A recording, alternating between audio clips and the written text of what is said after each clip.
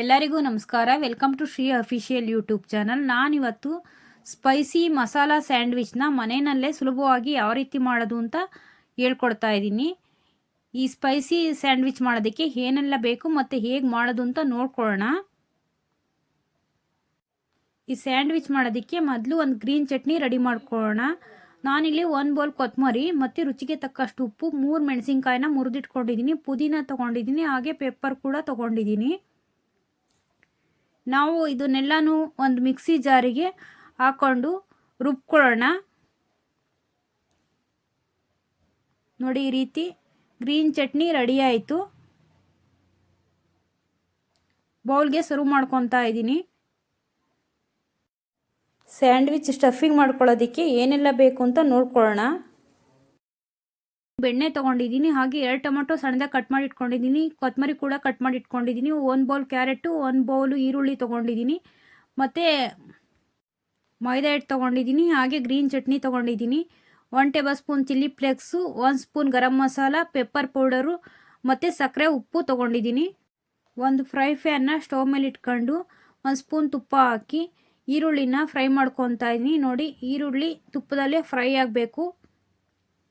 1-2 ನಿಮಿಷ ಮೀಡಿಯಮ್ ಫ್ಲೇಮಲ್ಲಿ ನೀಟಾಗಿ ಫ್ರೈ ಮಾಡ್ಕೊಳ್ಳೋಣ. ಹಸಿ ವಾಸನೆ ಎಲ್ಲ ಹೋಗಿ ಈರುಳ್ಳಿ ಸ್ವಲ್ಪ ಟ್ರಾನ್ಸ್ಪರೆಂಟ್ ಆದರೆ ಸಾಕಾಗುತ್ತೆ. ನೋಡಿ, ಈ ರೀತಿ ನಾನಿವಾಗ ಒಂದು ಬೌಲ್ಗೆ ಸರ್ವ್ ಮಾಡ್ಕೊತಾ ಇದ್ದೀನಿ.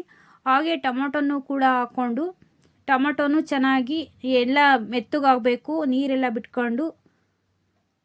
ನೋಡಿ, ಈ ರೀತಿನಲ್ಲಿ ಟೊಮೊಟೊನೂ ಕೂಡ ಫ್ರೈ ಮಾಡ್ಕೊತಾ ಇದ್ದೀನಿ. ಟೊಮೊಟೊನೂ 1 ಬೌಲ್ಗೆ ಸರ್ವ್ ಮಾಡಿಕೊಂಡು, ಈಗ ಕ್ಯಾಪ್ಸಿಕಮ್ಮು ಜೊತೆಗೆ ಕ್ಯಾರೆಟ್ ಕೂಡ ಒಟ್ಟಿಗೆ ಹಾಕ್ಕೊಂಡು ಫ್ರೈ ಮಾಡ್ಕೊತಾ ಇದ್ದೀನಿ. ನೋಡಿ, ಈ ರೀತಿ ಇದನ್ನು ಕೂಡ 2 ನಿಮಿಷ ಮೀಡಿಯಮ್ ಫ್ಲೇಮಲ್ಲೇ ಫ್ರೈ ಮಾಡಿಕೊಂಡು, ನಾನಿವಾಗ ಅದೇ ಫ್ರೈ ಪ್ಯಾನ್ಗೆ ಬೆಣ್ಣೆ ಹಾಕ್ಕೊತಾ ಇದ್ದೀನಿ. ನೋಡಿ, ಬೆಣ್ಣೆ ಕರಗಬೇಕು. ಬೆಣ್ಣೆ ಕರಗಿದೆ. ಇವಾಗ ಬೆಣ್ಣೆ ಕರಗಿದ್ದಾಗಿದೆ. ಇವಾಗ ನಾನು ಮೈದಾ ಹಿಟ್ಟು ಹಾಕ್ಕೊತಾ ಇದ್ದೀನಿ. ಇಲ್ಲಿ ವೈಟ್ ಸಾಸ್ ರೆಡಿ ಮಾಡ್ಕೊತಾ ಇದ್ದೀನಿ ನಾನು, ಹಂಗಾಗಿ ಬೆಣ್ಣೆ ಕರಗಿದ ಮೇಲೆ ಮೈದಾ ಹಿಟ್ಟು ಹಾಕ್ಕೊತಾ ಇದ್ದೀನಿ. ನೋಡಿ, ಮೈದಾ ಹಿಟ್ಟು ಹಾಕ್ಕೊಂಡು ಬೆಣ್ಣೆ ಜೊತೆಗೆ ನಾನು ಸ್ವಲ್ಪ ಫ್ರೈ ಮಾಡ್ಕೊತಾ ಇದ್ದೀನಿ. ಮೀಡಿಯಮ್ ಫ್ಲೇಮ್ ಇಟ್ಕೊಂಡು ಇದನ್ನು ಚೆನ್ನಾಗಿ ಫ್ರೈ ಮಾಡ್ಕೊತೀನಿ. ಇವಾಗ ಹಾಲು ಸೇರಿಸ್ಕೊತಾ ಇದ್ದೀನಿ. ವೈಟ್ ಸಾಸ್ ರೆಡಿ ಮಾಡ್ಕೊತಾ ಇದ್ದೀನಿ. ಮನೆಯಲ್ಲೇ ಈ ರೀತಿ ಮಾಡ್ಕೊತಾ ಇದ್ದೀನಿ ನಾನು. ಬೇಕ್ರಿಯಿಂದ ಯಾವುದೇ ವಸ್ತು ತೊಗೊಂಬಂದಿಲ್ಲ ಸ್ಯಾಂಡ್ವಿಚ್ ಮಾಡೋದಕ್ಕೆ. ಮನೇಲಿ ಏನಿರುತ್ತೋ ಅದೇ ಐಟಮ್ಸ್ ಉಪಯೋಗಿಸ್ಕೊಂಡು ಮಾಡ್ಕೊತಾ ಇದ್ದೀನಿ. ನೋಡಿ, ಇವಾಗ ಹಾಲು ಸೇರಿಸ್ಕೊಂಡು ಇದ್ರ ಜೊತೆಗೆ ವೈಟ್ ಸಾಸ್ ರೆಡಿ ಮಾಡ್ಕೊತಾ ಇದ್ದೀನಿ. ಒತ್ತುದಂಗೆ ಮೀಡಿಯಮ್ ಊರಿ ಇಟ್ಕೊಂಡು ಚೆನ್ನಾಗಿ ಕೈ ಆಡಿಸ್ತಾ ಇರಬೇಕು. ಮೈದಾ ಹಿಟ್ಟು ಎಲ್ಲ ಬೆಂದು ಹಾಲು ಜೊತೆಗೆ ಇದು ಸಾಸಾಗಿ ರೆಡಿಯಾಗಬೇಕು. ನೋಡಿ, ಈ ರೀತಿನಲ್ಲಿ ಇವಾಗ ನಾನು ಅದ್ರ ಜೊತೆಗೆ chilli flakes, pepper powder, garam masala, ಉಪ್ಪು ಹಾಗೆ ಸಕ್ಕರೆ ಹಾಕ್ಕೊಂಡು ಸಾಸ್ ರೆಡಿ ಮಾಡ್ಕೊತಾ ಇದ್ದೀನಿ. ನೋಡಿ, ಈ ರೀತಿ ಸಾಸ್ ರೆಡಿ ಆಯಿತು. ಇವಾಗ ನಾನೇನೆಲ್ಲ ತರಕಾರಿಗಳೆಲ್ಲ ಫ್ರೈ ಮಾಡಿ ಇಟ್ಕೊಂಡಿದ್ನಲ್ಲ ಅದ್ರ ಜೊತೆಗೆ ಹಾಕ್ಕೊಂಡು ಸಾಸನ್ನ ಮಿಕ್ಸ್ ಮಾಡ್ಕೊತಾ ಇದ್ದೀನಿ. ಎಷ್ಟು ಕ್ವಾಂಟಿಟಿ ಬೇಕಾಗುತ್ತೆ ಅಂತ ನೋಡಿಕೊಂಡು ನಾವು ಸ್ವಲ್ಪನೇ ಸೇರಿಸ್ಕೊಂಡು ಮಿಕ್ಸ್ ಮಾಡ್ಕೊಳ್ಳೋಣ.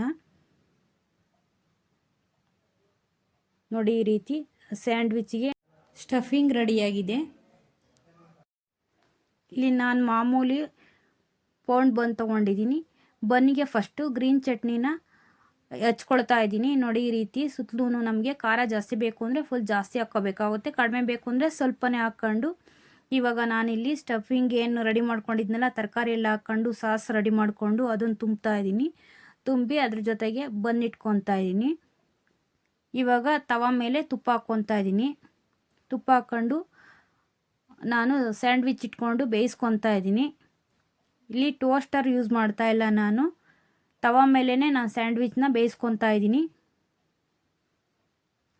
ನೋಡಿ, ಈ ರೀತಿ 2 ಸೈಡ್ ಮುಚ್ಚಾಕಿ ನಾವು ಬೇಯಿಸ್ಕೋಬೇಕಾಗುತ್ತೆ. ಮೀಡಿಯಮ್ ಊರಿನಲ್ಲೇ ತವ ಕಾದ್ಮೇಲೆ 1-2 ನಿಮಿಷ ಇಟ್ಟು ಚೆನ್ನಾಗಿ ಬೇಯಿಸ್ಕೊಳ್ಳೋಣ.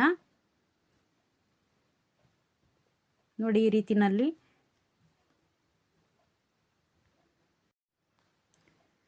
ಸ್ಯಾಂಡ್ವಿಚ್ಚು ರೆಡಿ ಆಯಿತು. ನೀವು ಒಮ್ಮೆ ಈ ರೀತಿ ಟ್ರೈ ಮಾಡಿ ನೋಡಿ. ಸ್ಪೈಸಿ ಈಸಿಯಾದ ಸ್ಯಾಂಡ್ವಿಚ್ಚು ಮನೆಯಲ್ಲೇ ನಾವು ಯಾವ ರೀತಿ ರೆಡಿ ಮಾಡ್ಕೋಬೋದು ಅಂತ ಟ್ರೈ ಮಾಡಿ ನೋಡಿ. ಹೇಗೆ ಬಂದಿದೆ ಅಂತ ಕಮೆಂಟ್ ಮಾಡಿ. ನಮ್ಮ ಚಾನಲ್ಗೆ ಸಬ್ಸ್ಕ್ರೈಬ್ ಆಗಿ. ಧನ್ಯವಾದಗಳು.